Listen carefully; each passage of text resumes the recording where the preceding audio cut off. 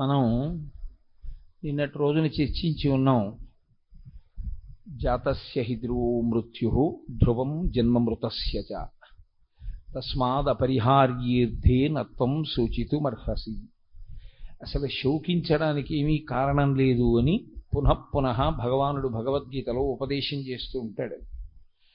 అందులో నిన్నటి వరకు చెప్పినటువంటి భాగంలో, అంటే నేను పూర్తిగా స్పృశించానని కాదు, తత్పదార్థమును గూర్చి మాట్లాడినప్పుడు దేహము అనిత్యము అన్న విషయాన్ని సువ్యవస్థమయ్యేటట్లుగా నిన్నటి వరకు మీరు ఆ విషయాన్ని విన్నారు.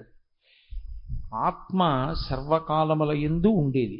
ఆత్మ ఒక కాలమునందు ఉండడం, ఒక కాలమునందు ఉండకపోవడం అన్నది ఉండదు. ఈ దేహము పడిపోతుంది కానీ ఆత్మ ఉంటుంది. ఎలా ఉంటుంది అంటే, పరమ ప్రఖ్యాతి వహించినటువంటి శ్లోకం, నైనం చిందంతి శస్త్రాణి నైనం దహతి పావకః నచైనం క్లిదయంతి ఆపో నశోషయతి మారుతః అంటాడు. ఆత్మ ఎంత గొప్పగా ఉంటుంది అంటే, ఎంతగా అది చెనకబడదు అంటే, నైనం చిందంతి శస్త్రాణి, అది శస్త్రముల చేత నరకబడేది కాదు. నైనం దహతి పావకః, అది అగ్నిహోత్రము చేత కాల్చబడేది కాదు. నచైనం క్లేదయంతి ఆపో, అది నీటి చేత తడపబడేది, నీటి చేత కొట్టుకుపోయేటట్టుగా చేయబడేది కాదు. న శోషయతి మారుతః, అది వాయువు చేత పూర్తిగా తొలగత్రోయబడదు. అంటే మీరు ఈ శ్లోకంలో ఒక విషయాన్ని గమనించాలి. మనకి పంచభూతములు అని ఉన్నాయి. సమస్త జగత్తు ఎందులోంచి వస్తుందంటే ఈ పంచభూతములుగానే తయారవుతుంది. పృథివీ, ఆపస్తేజో, వాయు, ఆకాశములు, ఈ ఐదే ఈ జగత్తులో సమస్త పిండాండముల యందు నిండి ఉంటుంది.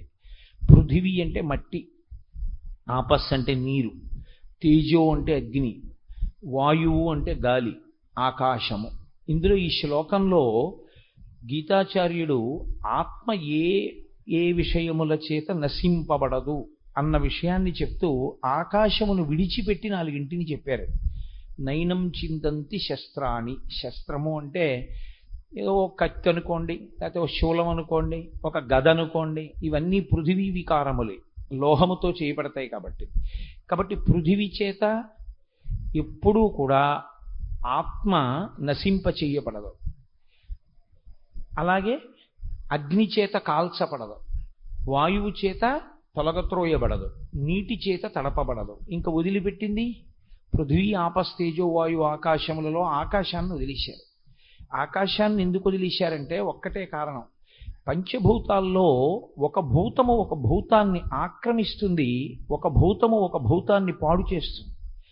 పృథివీ ఉందనుకోండి, భూమి మీదకి నీరు ప్రవాహంగా వస్తే సారవంతమైనటువంటి మట్టి కొట్టుకుపోతుంది, లేదా భూమి కనపడకుండా నీరు కప్పేస్తుంది. మహాప్రళయంలో ఇంకా భూమి ఉండదు, నీరు కప్పేస్తుంది.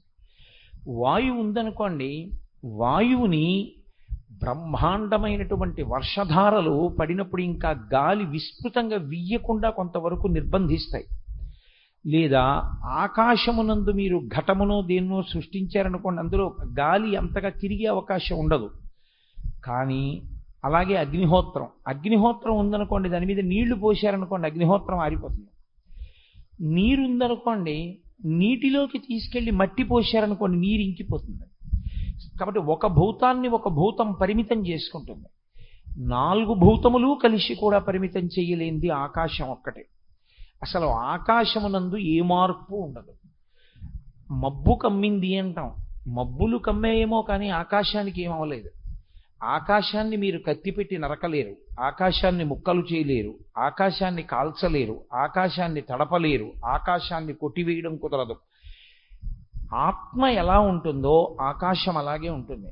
అందుకే ఆకాశము చేత ఆత్మ మాత్రము త్రోయబడదన్న మాట వాడలేదు. ఎందుకంటే రెండూ సమానమైనటువంటి స్థాయిలో ఉంటాయి కాబట్టి పంచభూతములలో 4 వాడారు తీసుకొచ్చి. కనపడకుండా అంటే పైకి తెలియదు, స్పష్టంగా 4 భూతములను వాడారన్న మాట తెలియదు. తెలియకపోయినా నైనం చిందంతి శస్త్రాణి నైనం దహతి పావకః నచైనం క్లిదయంత్యాపో నశోషయతి మారుతః. ఆ ఆత్మ నీవై ఉన్నావు, ఆ ఆత్మయే నీ యందున్నది. నీ యందుండడం కాదు, అసలు యథార్థమునకు ఆత్మ ఉండి అది తొడుక్కుంటోంది దేహాల్ని. మనం బట్టలు తొడుక్కున్నట్టే నిన్నను మీరు విన్నారుగా, వాసాంసి జీర్ణాని యథా విహాయ నవాని గృహ్ణాతి నరూపరాణి. ఈ శరీరాన్ని విడిచిపెడితే ఇంకో శరీరాన్ని పుచ్చుకుంటోంది ఆత్మ. అది కట్టుకున్న బట్టలు లాంటివి. ఈ ఆత్మ కాలమునందు పోదు, శరీరము కాలమునందు ఉండదు. ఈ రెండిటికి ఉండేటటువంటి వైరుధ్యం అది. కాలమునందు ఉండు ఉండు అని పట్టుకున్నా ఉండనిది శరీరం. కాలమునందు వెళ్ళిపోని మీరు అన్నా వెళ్ళనిది ఆత్మ. కాలాతీతమై ఆత్మ ఉంటుంది. ఆ ఆత్మయే మనమందరం అయి ఉన్నాం. కానీ అజ్ఞానం ఎక్కడొచ్చింది అంటే మనము దేహము అనుకోవడం వల్ల వచ్చింది. కానీ ఏమంటే ఆత్మ అలా ఉంటుంది అంటున్నారు కదా, నైనం చిందంతి శస్త్రాన్ని, అది దేనికి కాల్చబడదు, తడపబడదు, కొట్టబడదు అంటున్నారు కదా, ఇది ఎలా సంభవం? నేను దీని గురించి ఇప్పుడు విశేషమైన ప్రసంగం చేసే అవకాశం లేదు. కానీ యథార్థానికి ఈ ఒక్క శ్లోకం అర్థమయ్యేట్టు చెప్పడానికి దీనికి పడుతుందో 15 రోజులు. కానీ మీతో నేను సూక్ష్మంగా ఒక విషయం మనవి చేస్తే మీరు బాగా పట్టుకోగలుగుతారు. ఒక కర్ర ఏం చేస్తుందో కర్ర యొక్క నీడ అదే చేస్తుందని మీరు ఊహించకూడదు. నేను ఏం చేస్తానో నా ప్రతిబింబం అది చేస్తుంది అని మీరు అనకూడదు. ఎందుచేత అంటే నాకు ఉన్న శక్తి వేరు, నా ప్రతిబింబమునకున్న శక్తి వేరు. నేను ఏం చేస్తానో అది చేసినట్లు కనపడుతుంది తప్ప స్వతంత్రముగా చేయగలిగిన శక్తి నా ప్రతిబింబానికి లేదు. రాతి నీడ రాతిలా ఉంటుందేమో కానీ రాయి కొట్టినట్టు రాయి నీడ కొట్టలేదు. కర్రలాగే కర్ర నీడ ఉంటుందేమో కానీ కర్ర కొట్టినట్టు కర్ర నీడ కొట్టలేదు. ఇందువల్ల నేను లేని నాడు నా ప్రతిబింబం లేదు, కర్ర లేని నాడు కర్ర నీడ లేదు, రాయి లేని నాడు రాయి నీడ లేదు. దీని మీద అది ఆధారపడింది. ఆత్మ మీద ఈ పంచభూతములు ఆధారపడ్డాయి. పంచభూతములే జగత్. జాయతే గచ్చతే ఇది జగత్ అంటారు, వచ్చి వెళ్ళిపోయేది. దీన్ని వేదాంతంలో తేలికగా అర్థమయ్యేటట్టు చెప్పడానికి ఒక మాట చెప్తే మీరు బాగా తొందరగా పట్టేసుకుంటారు. పంచభూతములు ఆత్మ వలన ప్రకాశిస్తున్నాయి తప్ప పంచభూతముల వలన ఆత్మ ప్రకాశించట్లేదు. దీన్ని నేను తన్మాత్రలతో సమన్వయం చేశాను అనుకోండి, మీరు వెంటనే పట్టుకుంటారు. పంచభూతములే మనలో సూక్ష్మభూతములుగా శబ్ద స్పర్శ రస రూప గంధములుగా ఉంటాయి. శబ్దము ఆకాశ సంబంధము, అందుకే ఆకాశంలో ప్రయాణం చేస్తాయి శబ్ద తరంగాలు. నేను మాట్లాడిన మాటలు తరంగములుగా ఆకాశమునందు వ్యాప్తి చెంది మీ చెవుల్లోంచి లోపలికి పెడతాయి. కాబట్టి బయట ఆకాశము శబ్దము ప్రతీకగా ఉంటుంది, తన్మాత్ర అంటారు. శబ్ద స్పర్శ, స్పర్శకి చర్మము హేతువు. ఈ స్పర్శ తగలాలి అంటే స్పర్శకి చల్లతనం ఉంటుంది. ఇందులో పృథివీ ఆపస్ తేజో వాయు ఆకాశముల యందు ఈ పృథివికి చల్లతనంగా ఉండడం, స్పర్శకి శక్తి కలిగి సుఖాన్ని ఇచ్చేటటువంటి స్పృహ ఒకటి ఉంటుంది. అందుకే ముట్టుకుంటే సంతోషం కలగడం, ముట్టుకుంటే చికాకు కలగడం జరుగుతూ ఉంటుంది. రస, రుచి. రుచి ఇక్కడ నాలుక చెప్తుంది, బయట ఈ రుచి నీటికి సంబంధించినది. పంచభూతములలో నీరే రుచికి కారణం. నీరు అన్నది లేదనుకోండి, అసలు రుచి అన్నది లేదు. వంకాయని వంకాయగా వండండి, మాడి బొగ్గు అవుతుంది, నీళ్లుంటేనే ఉడుకుతుంది. బియ్యాన్ని అన్నం వండండి, నీళ్లు లేనిదే రుచి రాదు. నీరు లేకుండా అన్నం తినండి, అసలు ప్రాణం ఉండదు. కాబట్టి నీటికి రుచికి అవినాభావ సంబంధం. ఈ రుచి పంచభూతములలో ఒకటిగా లోపల ఉంటుంది. ఏది రుచి రూపంలో ఉంటుంది? నీరు. శబ్ద స్పర్శ రస రూప. బయట ఉండేటటువంటివన్నీ కనపడాలి అంటే వెలుతురు ఉండాలి. వెలుతురు ఉంటేనే కనపడతాయి. చీకట్లో ఏం కనపడతాయి? ఆ వెలుతురు ఇక్కడ కంటిని ఆశ్రయించి ఉంటుంది దృష్టి రూపంలో. ఆకాశ, ఆ ఆకాశమే ఇక్కడ నిజానికి ఆత్మరూపంలో ఆవహించి ఉంటుంది. ఈ ఆకాశమే యథార్థమునకు ముక్కలు కాకుండా ఉంటుంది. ఇందులో మీరు చూడండి, ఈ శబ్ద స్పర్శ రస రూప గంధములనేటటువంటి ఐదింటిని వేటిని మనం అనుభవిస్తున్నామో, ఈ అనుభవింపబడేటటువంటి ఐదు కూడా నాలో ఉన్నటువంటి ఆత్మ వలన తెలియబడుతున్నాయి తప్ప ఆత్మ లేకపోతే అది తెలియబడేది కాదు. మీరు కొంచెం జాగ్రత్తగా విచారణ చేసుకుంటే మీకు అందిపోతుంది. నీరుంది, ఆత్మ లేదు. దానికి రుచి ఉంది అని గ్రహించేది ఏదైనా ఉంటుందా? ఆత్మ ఉంది కాబట్టి నీరు ప్రకాశిస్తోంది. అలాగే ఆత్మ ఉంది కాబట్టి పృథివీ ప్రకాశిస్తోంది. ఆత్మ ఉంది కాబట్టి వాయువు ప్రకాశిస్తోంది. ఆత్మ ఉంది కాబట్టి నీరు ప్రకాశిస్తోంది. ఆత్మ లేనినాడు ఇవన్నీ అసత్. ఆత్మ ఉన్ననాడు ఆత్మ చేత ఇవి ప్రకాశిస్తుంటాయి. ఇదే విశ్వందర్పణ దృశ్యమానదగరీ తుల్యం నిజాంతర్గతం అంటారు దక్షిణామూర్తి స్తోత్రంలో శంకర భగవత్పాదులు. కాబట్టి యథార్థమునకు ఇవన్నీ ఆత్మ వలన ప్రకాశిస్తున్నాయి. ఆత్మ వలన ప్రకాశించేవి ఆత్మని ఎలా పాడు చేస్తాయి? దాని మీద ఆధారపడి ప్రకాశిస్తున్నాయి. అది లేనినాడు వాటికి ప్రకాశం లేదు. లేనప్పుడు ఇవి ఎలా ఆత్మని పాడు చేయగలిగినవి ఉంటాయి? అవి పాడు చెయ్యలేవు. కానీ ఆత్మ లేకపోవడం అన్నది ఉండదు, ఎప్పుడూ ఉంటుంది ఆత్మ. ఆ ఆత్మ చేత ప్రకాశింపబడుతూ ఈ అసద్వస్తువులన్నీ సద్వస్తువుల్లా కనపడుతుంటాయి. అందుకే నైనం చిందంతి శస్త్రాణి, ఈ పంచభూతములు కలిసినా కూడా అసలు ఆత్మని ఏమీ చెయ్యలేవు. అది ఎప్పుడూ ఉంటుంది. ఈ శ్లోకాన్ని చెప్పడంలో మీరు ఒక పెద్ద మర్మాన్ని గ్రహించవలసి ఉంటుంది.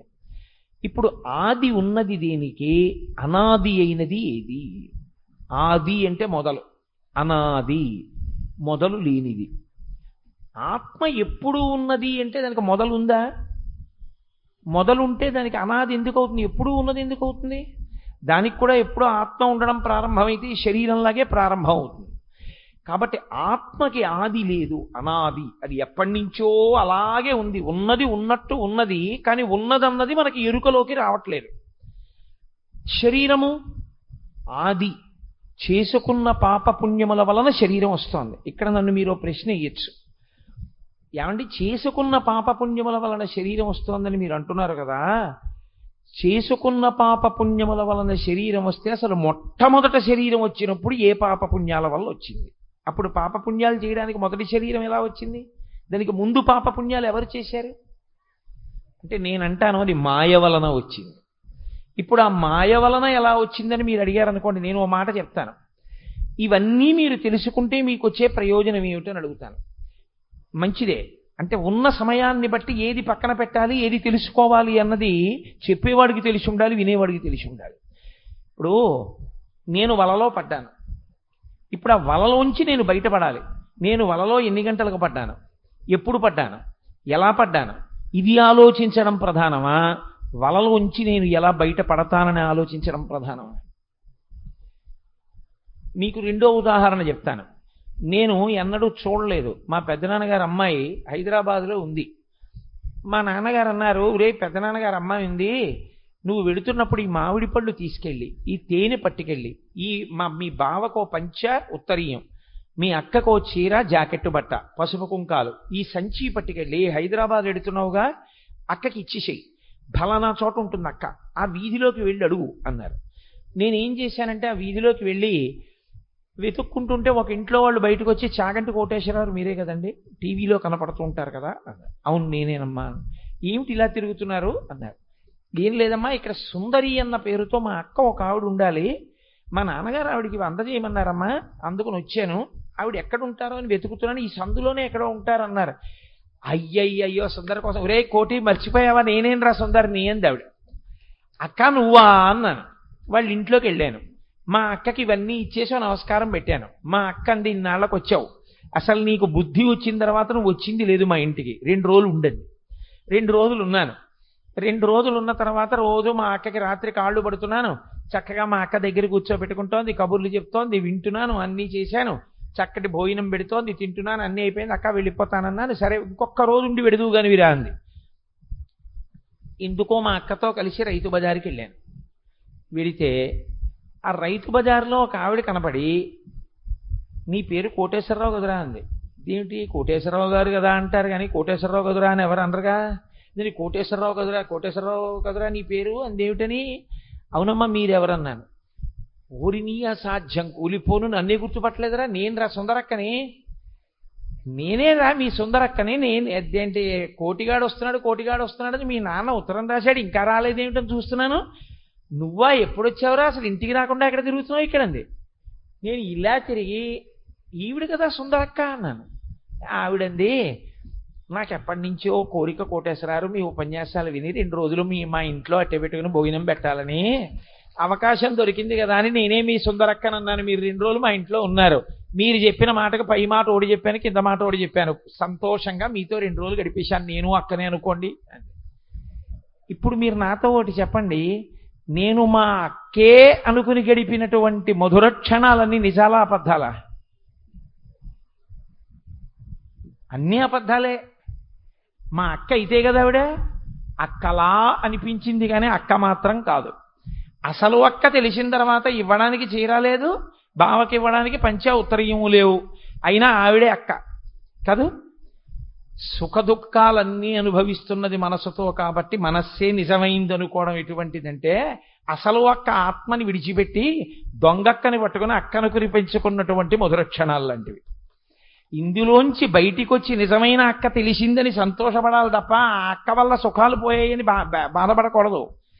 అందుకని వలలోంచి ఎంత తొందరగా బయటపడదామని ఆలోచించేవాడిలా ఆత్మవస్తువు సత్యవస్తువు కాబట్టి దాన్ని ఎరుకలోకి ఎలా తెచ్చుకోవాలని మాత్రమే మనం ఆలోచించవలసి ఉంటుంది. అందుకే అది ఆది ఉన్నది ఏది దేహం, ఆది ఉన్న దేహం ఎప్పుడు మొదలైంది అన్న దాని గురించి ఊరికే తలపగలగొట్టుకుని మొదటి జన్మ ఎప్పుడై ఉంటుందండి, ఎందుకై ఉంటుందండి, జీవుడు ఎందుకై ఉంటాడండి, అసలు ఈ చిత్తము బుద్ధి అహంకారము మనసు ఎప్పుడు ఏర్పడి ఉంటాయండి, మాయ ఎప్పుడు మొదలై ఉంటుందండి అని నువ్వు తెలుసుకునే ప్రయత్నం చేసే కన్నా ఆది ఉన్నది అంటే అంతమున్నది, అనాది అయినది అంటే అంతము లేనిది. అంతము లేనిదేదో అది నువ్వై ఉన్నప్పుడు నువ్వు తెలుసుకుంటే నువ్వు అంతము లేని వాడివై ఈశ్వరుడివై నిలబడిపోతావు. ఆది అయిన దాన్ని పట్టుకుని కూర్చుంటే అంతమున్నది కాబట్టి ఎప్పుడు పడుతుంటుంది వస్తుంటుంది, పడుతుంటూ వస్తుంటుంది. ఏమిటి ఉపయోగం దానివల్ల నీకు? వేదాంతమనందు సాధనకు అది మార్గం కాదు. వేదాంతమనందు సాధన అన్న మాటకు అర్థం ఏమిటంటే, ఎప్పుడు జ్ఞాపకం పెట్టుకోండి, ఇప్పుడే కాదు, వేదాంతమనందు పరీక్ష ఒక్కటే. ఏది ఆది ఏది అనాది ఈ రెండు మీరు ఎప్పుడూ ప్రశ్న వేస్తూ ఉండాలి. వేదాంతంలో ఏది అనాదియో అదొక్కటే మీరు బుద్ధి చేత తెలుసుకునే ప్రయత్నం చెయ్యాలి. మీరు సాధన దారి కొరకు చెయ్యాలి. ఏది నిరంతరము పడిలేస్తూ ఉంటుందో దాని గురించి మీరు ఎంతో నేర్చుకున్నారు, ఏమిటి ప్రయోజనం? ఇదిగో దొంగక్కతో గడిపినటువంటి క్షణాలు ఎలా ఉంటాయో, మళ్ళీ మారిపోయి మళ్ళీ పుట్టి మళ్ళీ చచ్చిపోయే దాని గురించి తెలుసుకునేటటువంటి ప్రయత్నం వల్ల వచ్చేటటువంటి ప్రయోజనం కూడా అక్కడికే పరిమితమైపోతుంది. కాబట్టి ఏది అనాదియో అది మాత్రమే తెలుసుకునే ప్రయత్నం చేస్తూ ఉండాలి. ఇప్పుడు ఉన్నది అక్కడే ఉన్నది, అనాదిని తెలుసుకోవడానికి ఏం లేదు, ఉన్నది అదే. అదే ఉన్నది అని తెలియబట్టం లేదు. వచ్చిన సమస్య అంతా అదే. మన ఇంట్లో ఉన్నటువంటి గొప్ప బంగారు పాత్ర, కానీ వచ్చిన సమస్య అంతా ఏమిటంటే అది మట్టిలో పడిపోయి ఉండిపోయింది. మట్టిలో పడిపోయి ఉండిపోయిన కారణం చేత ఇదే బంగారు పాత్ర అని గుర్తించడానికి వీలు లేని స్థితి ఏర్పడిపోయింది. ఇప్పుడు ఇది బంగారు పాత్ర అని మీకే నమ్మకం కలగాలి. ఎలా? ఏం చేస్తారు? ఆ బంగారు పాత్రని పట్టుకొచ్చి ఓ దగ్గర కూర్చుని కాస్త చింతపండు, కాస్త కొబ్బరి పీచు, కొద్దిగా మెత్తటి ఇసుక పట్టుకొచ్చి ఇప్పుడు కొద్దిగా ఇసుక చల్లి కాసి నీళ్లు చల్లి తడి మీద ఇసుక అంటుకున్నాక కొబ్బరి పీచుతో రుద్ది, మళ్ళీ గరుకు ఇసుక అయితే బంగారం తినేస్తుంది కాబట్టి మెత్తటి ఇసుకతో తోమి కాస్త చింతపండు పెట్టి తోముతారు. ఇప్పుడు మీరు వాడిన ఇసుక, మీరు వాడినటువంటి కొబ్బరి పీచు, మీరు వాడినటువంటి కొత్త చింతపండు మళ్ళీ మీరు వాడుకోవడానికి పనికొస్తాయా? పనికిరావు. మీరు బాగా పట్టుకోవాలి నేను చెప్పే మాట. తేలికగా అర్థం అవ్వడానికి నా ప్రసంగాన్ని సంక్షిప్తం చేయడానికి నేను ఉపమానాన్ని తీసుకుంటున్నాను. ఇప్పుడు నేను తోమినటువంటి చింతపండు యొక్క ఆ రసం చేత ధగధగాయమానంగా మెరుస్తున్నటువంటి బంగారు గిన్నె యొక్క ప్రకాశము మళ్ళీ కప్పబడింది, మురికిపోయింది. కానీ మీరు ఏ మురికి పోగొట్టడానికి చింతపండు వాడారో అది మళ్ళీ అంటుకుంది. మీరు ఏ ఇసుక వాడారో అది అంటుకుంది. మీరు ఏ కొబ్బరి పీచు వాడారో దానిలో ఉన్నటువంటి మాలిన్యం అంటుకుంది. ఇప్పుడు బంగారు పాత్ర కనపడుతోందా? కనపడటం లేదు. ఇప్పుడు ఇవి పోవాలి, ఇవి ఉండడానికి వీల్లేదు. ఇవి బంగారు పాత్ర ప్రకాశించడానికి వాడడం మొదలుపెట్టారు, కానీ ఇప్పుడు ఇవి ఉండడానికి వీల్లేదు. కాబట్టి ఇప్పుడు శుద్ధ జలాన్ని తీసుకుని పోసేశారు దాని మీద.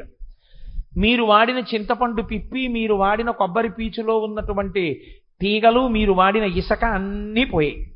శుద్ధమైన జలం పోసేస్తే ధగ ధగ ధగ ధగ మెరుస్తూ కనపడింది బంగారు గిన్నె. ఇప్పుడు మీరు పోసిన నీటిని అలాగే ఉంచేశారనుకోండి తడి, మళ్ళీ కాసేపటికి గాలిలో ఉన్న మట్టిని అంతటిని అట్ట కింద కట్టించేస్తుంది ఆ నీరు. కాబట్టి ఆ నీరు ఉండొచ్చా? తడి కూడా ఉండకూడదు. ఇప్పుడు పొడి బట్ట పట్టుకొచ్చి ఆ తడి కూడా తుడిచేయాలి. తుడిచేసి అక్కడ పెట్టేశారు. ఇప్పుడు ఏమొచ్చింది? ఏమీ రాలేదు. ఉన్న గిన్నె ఉన్నట్లు తెలిసింది. మట్టిలో పడిపోయిన బంగారు గిన్నె ఉన్నదా లేదా అని అనుమానం వచ్చిన బంగారు గిన్నె అని ప్రకాశించింది. ఇప్పుడు ఇంకేం చేయాలి అది బంగారు గిన్నె అని తెలుసుకోవడానికి? ఏమీ చేయక్కర్లేదు. బంగారు గిన్నె అని తెలిసేంత వరకే చెయ్యాలి. బంగారు గిన్నెగా ప్రకాశమును పొందిన తర్వాత అలా వదిలేయడం. అలాగే ఉన్న ఆత్మని తెలుసుకోవడానికి, తెలుసుకోవడము అన్న మాటలో మీరు ఒక విషయాన్ని గమనించవలసి ఉంటుంది. తెలుసుకునేది ఒకటి ఉండదు, మళ్ళీ తెలుసుకునేది ఉంటే రెండవుతాయి. మీరే ఆత్మ అన్న అనుభవంలో నిలబడిపోతారు. ఆ అనుభవంలో నిలబడిన తర్వాత ఇంకా మళ్ళీ చెప్పడానికి రెండో వస్తువు ఉండదు. మీరు చెప్పే ప్రయత్నం చేశారనుకోండి ఆత్మ గురించి, అప్పుడు ఏమవుతుందో తెలుసా అండి? దానికన్నా రెండో వారిగా నించున్నారు కాబట్టి మళ్ళీ దాని ప్రకాశంతోనే చెప్పాలి. పటకారని మీరు పట్టుకోవాలి, కానీ పటకార మిమ్మల్ని ఎప్పుడూ పట్టుకోలేదు. అలాగే ఆత్మ ప్రకాశం చేత మీరు చెప్పాలి, కానీ మీరు ఆత్మని ప్రకాశింపచెయ్యలేరు. మీరు కొత్తగా దాని గురించి మాట్లాడడం కుదరదు. అందుకే ప్రపంచం మొత్తం మీద ఎంగిలి కాని ఏకైక వస్తువు ఉంటే ఆత్మ ఒక్కటే. ఎందుకంటే ఆత్మ గురించి చెప్పలేం కాబట్టి, నోటిలోకి రాదు కాబట్టి వాగ్రూపంలో ఆత్మ ఎంగిలి కాదు, అనుభవముగా తానుగా నిలబడిపోతుంది. అందుకే ఆత్మానందమును అనుభవించాడంటారు. తప్ప మాట. ఆత్మానందం అనుభవించాడు అంటే అనుభవించిన వాడు ఓడున్నాడు ఆత్మానందం అవుతుంది అని గుర్తు కాదు. తాను ఆత్మానందమై ఉండిపోయాడు. అందుకే పరానందాభిక్యం రసగితి రసం తద్భజనవాన్ అంటారు శంకర భగవత్పాదులు. శంకర భగవత్పాదులలా బోధ చెయ్యగలిగినటువంటి గురువు ఈ లోకంలో పుట్టలేదు, పుట్టగలడని నమ్మకం లేదు. ఈశ్వరానుగ్రహం కలిగితే పుట్టాలంతే. అందుకే ఆయన మాటలు అలా ఉంటాయి. తాను ఆత్మానందమైపోతాడు. రాశీభూతమైన ఆత్మానందమే తానై నిలబడతాడు. బంగారు గిన్నెని కొత్తగా మీరేమీ చేయకుండా బంగారు గిన్నె అని ప్రకాశించినట్లు తానే రాశీభూతమైన ఆత్మానందమై నిలబడిపోతాడు. తాను ఆత్మానందమై నిలబడిపోయిన నాడు దుఃఖ స్పర్శ లేదు. అన్నిటికీ తాను సాక్షి. ఆ సాక్షిగా నిలబడ్డంలో ఇది పడిపోవడానికి కూడా సాక్షి. తాను చెదరని వస్తువు, చెరగని వస్తువు, తరగని వస్తువు, నశించని వస్తువు అని తెలుసుకున్న ఉత్తర క్షణంలో దాని పర్యాయపదమే బ్రహ్మము కాబట్టి తాను బ్రహ్మమై కాదు, తాను బ్రహ్మముగా జ్ఞానమును పొంది బ్రహ్మముగా నిలబడిపోతాడు. ఇలా నిలబడగలిగినటువంటి స్థితిని చేరడానికి సాధనా ప్రక్రియ. దీని కొరకు వస్తాయి. గురువుగారి దగ్గర శ్రవణం చేస్తాడు, శాస్త్రములను చదువుకుంటాడు, బాగా అనుష్ఠానం చేస్తాడు. ఈ అనుష్ఠాన ప్రక్రియ అంతా ఎటువంటిదంటే చింతపండుతోటి పీచుతోటి బంగారు గిన్నెతి తోమడం లాంటిది. ఇది చేసి చేసి చేసి చేసి ఏం చేస్తాడు? ఇది చేసుకోవడం ప్రయోజనం కాదు, బంగారు గిన్నె కనపడడం, పూర్తిగా మెరవడం ప్రయోజనం. తాను బంగారు గిన్నెగా తెలియబడ్డాం. కొంతకాలం అయిపోయిన తర్వాత ఇంకా ఇవి కూడా పనికిరావు. జ్ఞానము పడాలి దాని మీద. భక్తితో చేసినటువంటి కర్మాచరణం అంతా కలిసి జ్ఞానావిర్భావమునకు హేతువు కావాలి. మీరు కొంచెం జాగ్రత్తగా గుర్తుపెట్టుకోండి. నేను నీళ్లు కాచుకుంటున్నాను. మంచి శీతాకాలం, తెల్లవారుజామున 4 గంటలు స్నానం చేసి నేను సంధ్యావందనం చేసుకుని ఎక్కడికో వెళ్ళాలి. నీళ్లు కాచుకుంటూ పొయ్యి దగ్గర నిలబడ్డాను. నాకు ఎంతో హాయిగా ఉంది, శీతాకాలం కాబట్టి. ఆ నీళ్లు కాచుకుంటుంటే పొయ్యి సెగ తగులుతూ ఎంత హాయిగా ఉందో అనిపించింది. నేను ఇప్పుడు ఆ పొయ్యి దగ్గర నీళ్లు కాచుకుంటూ నించున్నాను. ఇది కూడా నా సొంతం కాదు, సురేశ్వరాచార్యులు వారు శంకర భాష్యానికి చేసిన వార్తికంలో ఉపమానాన్ని చెప్తున్నాను. ఆయన రొట్టెలు అన్నారు, నేను వేడి నీళ్లు అన్నాను. అలా నిలబడితే ఆ నీళ్లు ఉడుకుతున్నాయి. మీరేం చేయాలి? ఆ నీళ్లు దింపేయాలి. పొయ్యి వేడి తగులుతోంది కదా అని నించున్నారు, నీరు ఆవిరైపోతుంది. మీరు చేసేటటువంటి కర్మలు ఎప్పటి వరకు చేసుకుంటూ పెడతారంటే, నీళ్లు ఎప్పుడు పోస్తారంటే, ఈ చింతపండు పిప్పి అవి కూడా ఇక బంగారు గిన్నె మీద ఉండక్కర్లేదు, తీసేస్తారు. ఆ జ్ఞానావిర్భావం, అందుకే జ్ఞానగంగా అంటారు, ప్రవహిస్తుంది. అది పడేంత వరకు. అప్పుడు ఈ కర్మల యందు కూడా ఇవే ఇలాగే చెయ్యాలనేటటువంటి స్థితి నుంచి కూడా పైకెక్కుతాడు. ఎక్కి సంతతము తనలో తాను రమించగలిగిన స్థితికి ఎదుగుతాడు. ఇప్పుడు ఆ నీళ్లు కూడా తుడిచేశాడు. అంటే అప్పుడప్పుడు అలా నిలబడడం, అప్పుడప్పుడు బాహ్య ప్రపంచంలోకి రావడం, రెండుగా ఉంటాడు. ఒక స్థితిలో ఆ బట్ట పెట్టి తుడిచేసిన తర్వాత ఇక బంగారు గిన్నెగా ఉండిపోయినట్లు తాను ఎప్పుడూ 3 అవస్థలకి సాక్షిగా 4వదిగా నిలబడతాడు. అదే తురీయం. లలితా సహస్రంలో సర్వావస్థ వివర్జిత అంటారు వ్యాసుల వారు. అప్పుడు 3 అవస్థలకు తాను సాక్షి. మనస్సు ఇంద్రియములు పైకి లేచాయి, జాగ్రత్త, దానికి సాక్షిగా ఉంటాడు. ఓహో, మనసు లేచింది, కోరికలు కోరుతోంది, తిప్పుతోంది, ఇంద్రియములు సుఖాలు అంటున్నాయి, ఇంద్రియములు దుఃఖములు అంటున్నాయి, చూస్తూ ఉంటాడు తమాషా. స్వప్నము, ఓహో ఇది పడుకుంది, ఇంకా మనసు లేచి ఉంది, మనసు తమాషా కళని సృష్టిస్తోంది అని మనసుకి సాక్షిగా ఉంటాడు. సుషుప్తి, ఈ మనస్సు ఇంద్రియాలు ఆత్మలోకి వెళ్ళిపోయి ఏ అలజడి లేకుండా ఆత్మ ఒక్కటే ఉంటుంది. ఆ సుషుప్తి యందు ఓ మనసు ఇంద్రియములు కూడా లయమైపోయి ఇప్పుడు ఆత్మ ఒక్కటిగా నేనున్నాను, దానికి కూడా సాక్షిగా ఉంటాడు. అందుకే రమణ మహర్షి దగ్గరికి వెళ్ళి రాత్రి బాగా నిద్ర పట్టిందా అంటే రాత్రి ఇది బాగా నిద్రపోయింది అనేవాడు. అంటే ఎప్పుడూ ఆయన సాక్షియే. ఇది అద్వైత సిద్ధాంతమనందు భగవద్గీత యొక్క చరమ ప్రయోజనము. ఆ స్థితికి ఎదిగిపోయినప్పుడు సాక్షిగా తాను నిలబడతాడు. ఈ సాక్షిత్వమును ఎవడు పొందాడో వాడు ఆత్మ అయ్యాడు తప్ప నాలా శ్లోకం చెప్పి నాలా ఉపన్యాసం చెప్పినటువంటి వాడు ఆత్మ అయిపోయిన వాడు కాడు. ఎవడు ఆత్మగా నిలబడగలిగినటువంటి ప్రజ్ఞ సంపాదించాడు అంటే తాను అలా వెనక్కి అడుగులు వేయడం రావాలి.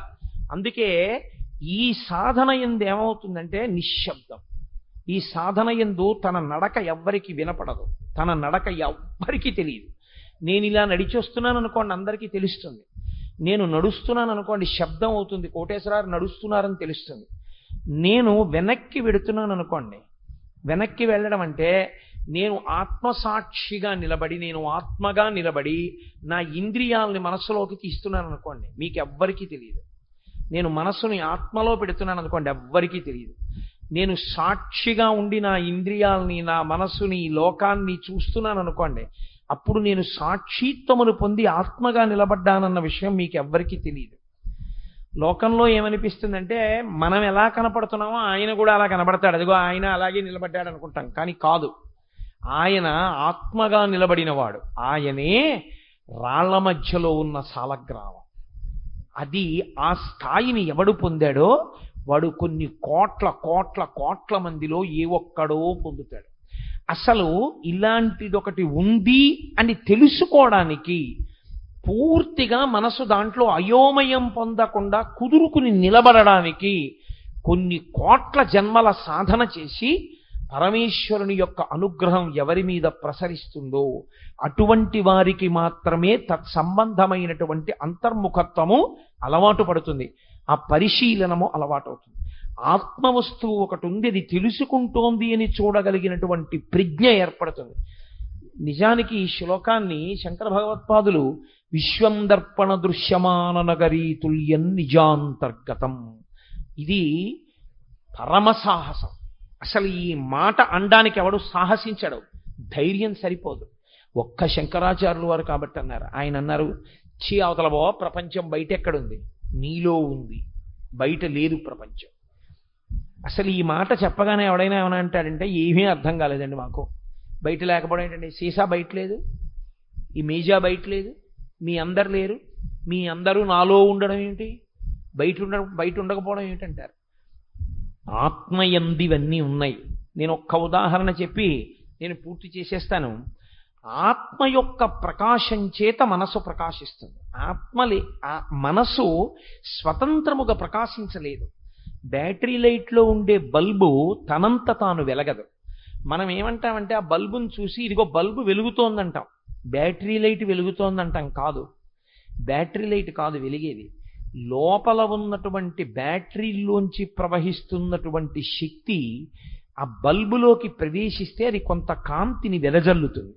అలాగే ఆత్మ యొక్క కాంతి కన్నుల మీద పడితే కన్నులు చూస్తాయి, ఆత్మ యొక్క కాంతి చెవుల మీద పడితే చెవులు వింటాయి, ఆత్మ యొక్క కాంతి మనసు మీద పడితే అది సంకల్ప వికల్పము